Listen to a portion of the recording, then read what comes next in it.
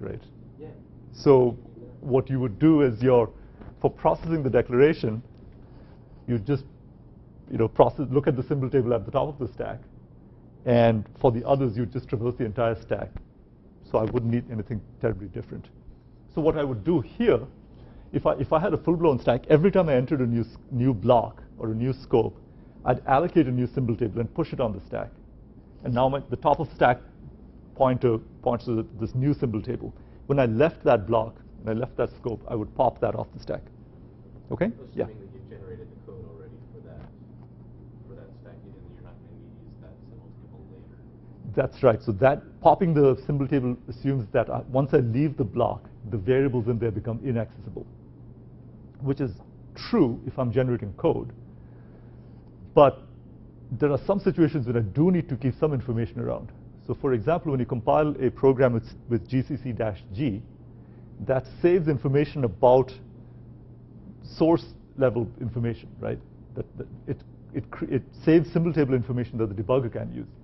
So if I have multiple nested blocks, the -G flag would require the compiler to do a little bit of work to save some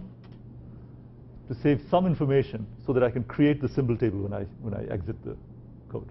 But that's a different beast. Okay, other questions? Okay, let's take a really, really, really quick break. 30 seconds. So after the type checking, you're going to be doing the code generation, and that's probably the hardest part of this assignment, of this project, I mean, the code generation. So just a sec. The way that's going to work is that you're going to process a function. So I'll step back and let's look at the big picture. You're reading in the program in big hunks. You process the program a function at a time. Okay, so you parse the function, you do type checking, then you generate code, then you leave that function, process the next function, do type checking, do code generation, leave the function, and so on. Okay, so that's just how it's going to be done as you go down. Question? You have functions with different numbers of parameters, and they'll have the same name, and they'll be a different function. Can you have functions with the same name and different number of parameters? No. And that falls out from this requirement in the spec. There's a requirement here, which in fact you'll be enforcing now, which says that an identifier may be declared at most once as a global and at most once as a local in any particular function. So what that means is that if I have two functions with the same name, they would both be in the global scope, and the same name can't appear, you can't declare the same identifier twice in the global scope, so that's not allowed. Okay, so that's where that falls out. Well, does that also mean that a function and a variable can be declared as the same name in the global scope? Does that mean that a function and a variable can be declared with the same name? Absolutely. Okay, so in fact, you can do something like this. You can have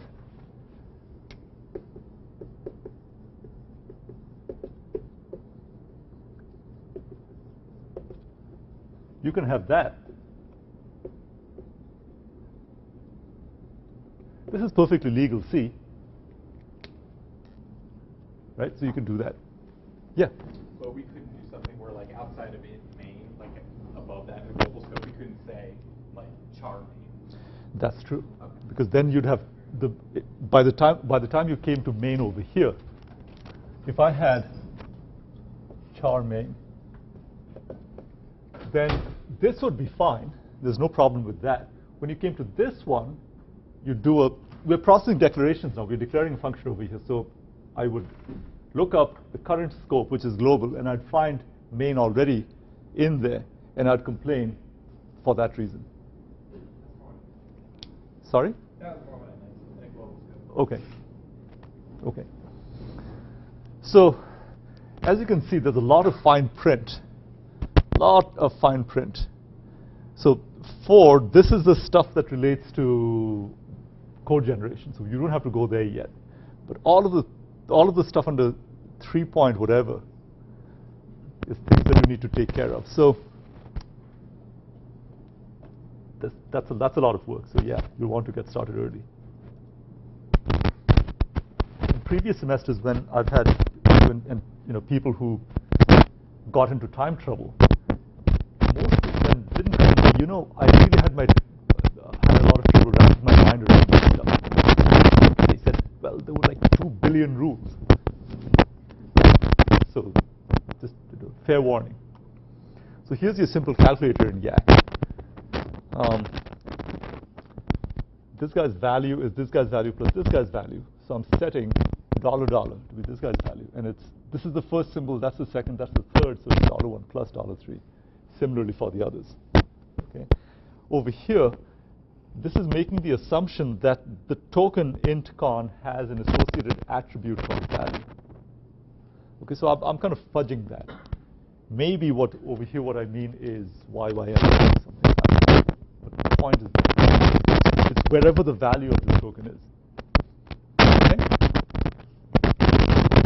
Analogously, if we had identifiers, then you need to take the identifier and do something with it, like stick it in the symbol table or look up the symbol table, whatever. So the identifier has a name, and the token would say ID, and maybe what you grab is YY text.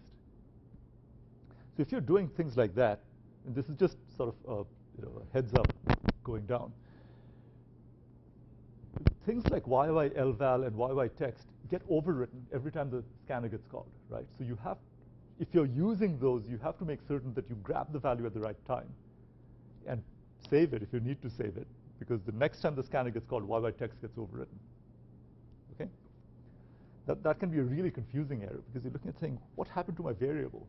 Here was X, nice and safe, and then suddenly it's become Y. Managing scope information. We just talked about this for quite a bit, so I think we've already covered this. I'll go through this quickly. Okay? When you're looking up a name, you need to find the appropriate declaration, and the scope rules of the language determine what is appropriate. So there are still, I think there are languages that use dynamic scope. I have not programmed in Common Lisp or even Lisp for a while, so I don't know what the current incarnation of Lisp says, but back in the dark ages when I did program in Lisp, it used dynamic typing, which is incredibly confusing to me. But not dynamic typing. Well, it did use dynamic typing, but it also used dynamic scoping, which is a weird beast. So static scoping says that when you look at the structure of the program, you can identify which declaration a particular use refers to. And that's static scoping. You typically want the most nested declaration that's in use. Okay? So for each new scope, you push a new symbol table. When you enter the scope, you pop it off when you leave the scope, right? Okay, we've talked about this. Processing declarations. So now, I want to actually go through some of the examples of how information flows around the symbol table, around the parse tree. So what's happening here is that you have a set of grammar rules. And so here are my grammar rules. I can write down my grammar rules, and then when I'm computing attributes, when I'm doing semantic processing, each symbol in the grammar rule has associated attributes. And I'm going to define rules, semantic rules, to compute the values of these attributes. Okay? So what will happen is, if you think of the parsing process, I have this parse tree, and the values of certain attributes at certain nodes are going to be computed, possibly from values of other attributes at other nodes. Okay? So what you need to do is look at the grammar, figure out what the parse trees are going to look like, and figure out what values are flowing from where to where. Okay, so what you need to do is figure out what values you need, what attributes values you need to compute some attribute. So let's say I have a list of variables is variable, comma, then the rest of the list. So this is your recursive, and there's another one that terminates the recursion, right? So var list sub 1, because there's two different var lists. Okay, so distinguish the two, just like in the expression grammar. Now, I'm processing type declarations, so when I get to this variable, and I want to insert that into the symbol table, I need its type information. So I need to get that type information. So that type information has to come to this node in the parse tree from somewhere else. So if I have, think of this as a parse tree. The actual streams are x, y sub 20, and z. This is what the parse tree looks like. So here's x, here's var.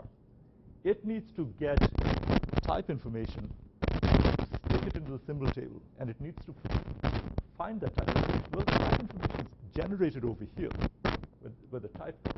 So here, declaration goes to type var list. This type information goes up and down into this var. So the type information is inherited at this node. Okay? It's synthesized at this node. So something gets synthesized, it gets passed up the tree, then it goes down and down here and down here.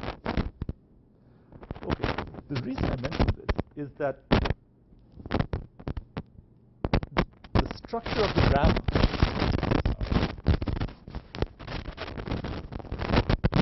grammar, rules is the shape of the parse tree. Right? If my grammar rules were written differently, the parse tree would look different. So the structure of the grammar rules gives the shape of the parse tree. That determines what flows from where to where, because if the parse tree was shaped differently, the information flow would be different correspondingly, right? So the determination of what information flows from where to where now determines what attributes are inherited and what attributes must be synthesized. Whether something is inherited or synthesized depends on the direction of information flow.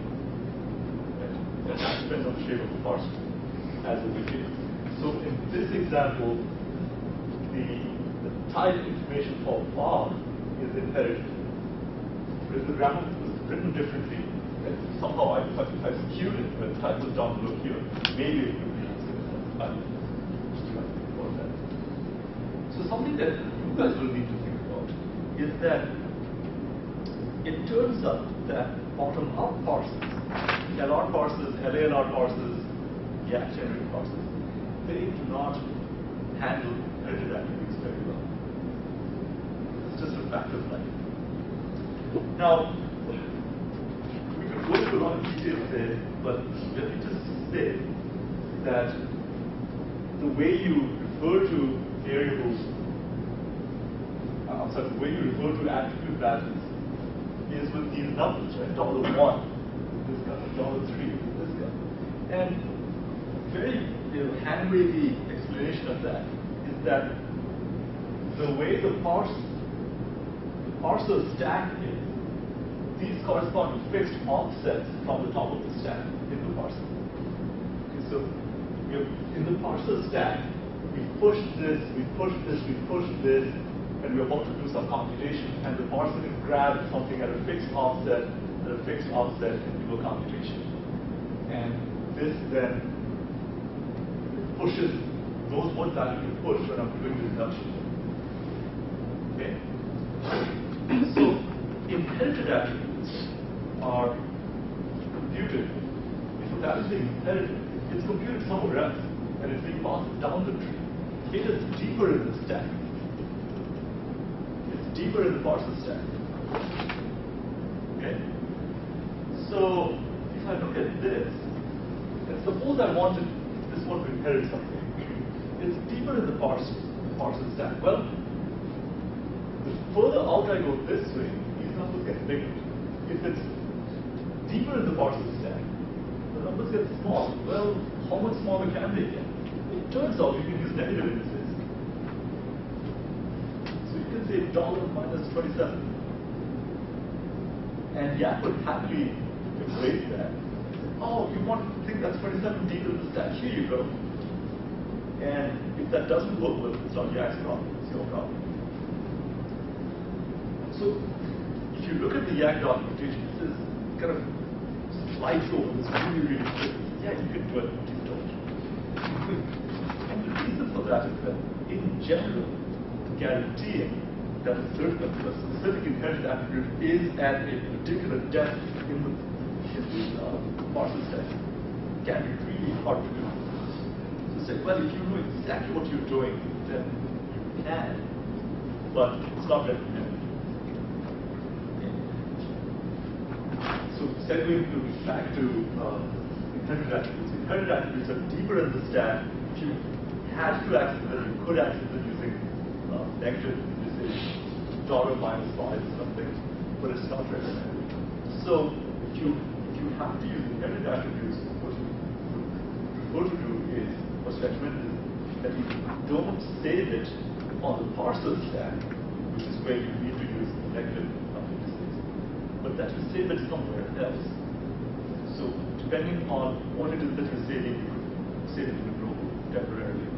And that's something like this. You could save it for a little while, because I can save it in the global, process it. By the time I came to the next declaration, I'm using this value, so I can reassign that global and I'm okay. If I have recursion, maybe I want to save it in some other subdivision. So I have recursion over here. So recursive inherited values may be put in the single table. So that's something to be careful of. Inherited attributes don't play nicely with optimal parsers. Optimal parsers, on the other hand, are great. So if you're writing a optimal parser, inherited attributes are a stack. But we aren't, so we won't discuss that too much. But it all plays together, because when you pick up the parse tree, you say, okay, here's something that needs to be inherited because of the way my grammar rules are. So I need to get this piece of information from here to here. The only way to do that is with inherited attribute. Well, if I can figure out a way to save this in a global, save it in some place so that I don't have to rely on the parser stack to retrieve the value, then I'm good. Otherwise, I might want to restructure the grammar so there's not. So you have to give some thought to that. Also, and again, this is just a heads up, you may have encountered this when you are doing error handling. When you introduce semantic actions within braces, on the right-hand side of the room, they can produce conflicts. So when you're doing error handling, sometimes you throw in the while error okay, or an error action, or an error action, and you get a conflict. Well, that can happen for these semantic actions too. Here's the reason that happens. It's possible that, I think Sam mentioned it in this discussion, so let me talk about it one more time anyway. Suppose I have a rule x equals to a, b, c, okay? And now I inject some action one in here and some action two here. So now I have embedded these actions in the middle of the loop. So what happens is, from the parser's perspective, and from Yak's perspective, the implementation of Yak is greatly simplified if Yak can guarantee that actions always occur at the end of the route. So actions are always in this form, where they occur at the end of the route. That simplifies Yak's implementation tremendously. What that does is, it says that the code over here can be executed at the point where the reducer is about to happen. And that simplifies life hugely for the implementation. So how does that work over here? Well, I have this action that's in the middle of it. So what Yak does is it takes this and converts that into an equivalent grammar that looks like this. X goes to A, and it introduces these dummy routers, and 1, B, and 2. And M1 goes to epsilon, and it has action 1 associated with it. And 2 goes to epsilon, and it has action 2 associated with it. These guys are called marker routers.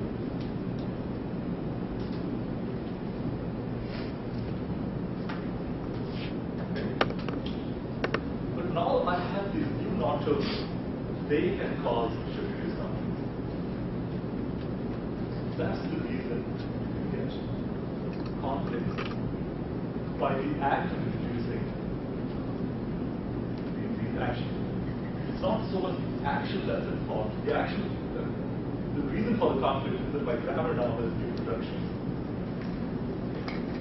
So, well, if I have a conflict, then there are two different things that the parser could be doing, and the parser says, gee, look, I'm parsing an entry that has more than one action in it, and I don't know which one to use. Well, I'm going to pick one by default. So if it's a shift-reduce conflict, the default is the shift. If it's a reduce-reduce conflict, the default is reduce using the textually first reduction.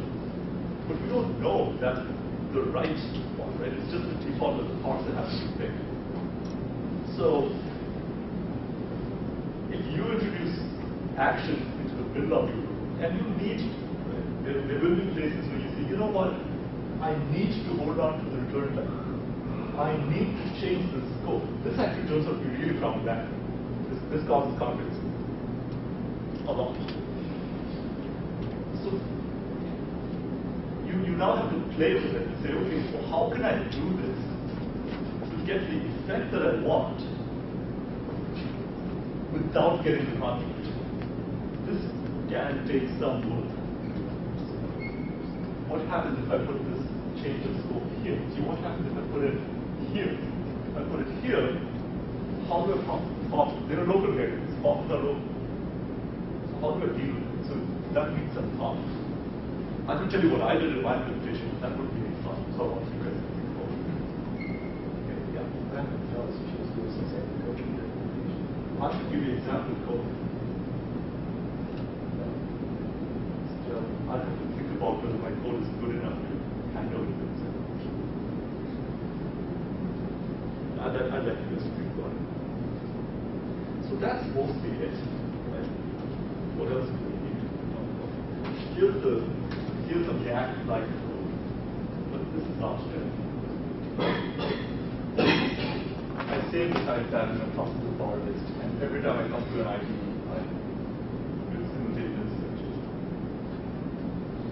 Right.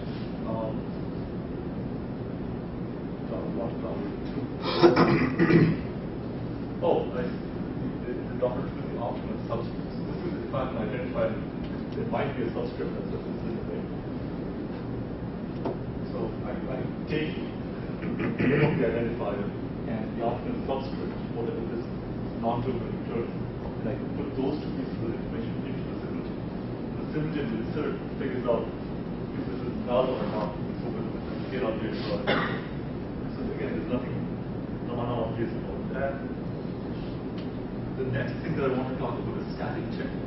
Since I'm almost at the end of this lecture, I'll give you a real quick heads up on type checking is a process. So far, until this point, we talked about cross-site declarations. That's what this was about. Look at the structure of your grammar rules for declarations. See what information has to flow where. You need to figure, if you have inherited attributes, how to propagate that inherited attribute to the place where the value is needed without using the parser stack, because Encore parsers don't really play nicely with inherited attributes. So on one day, we start talking about type check as opposed to declarations. Are there any questions on what we talked about so far? Then you guys go ahead and play with parse trees and grammar rules and attributes.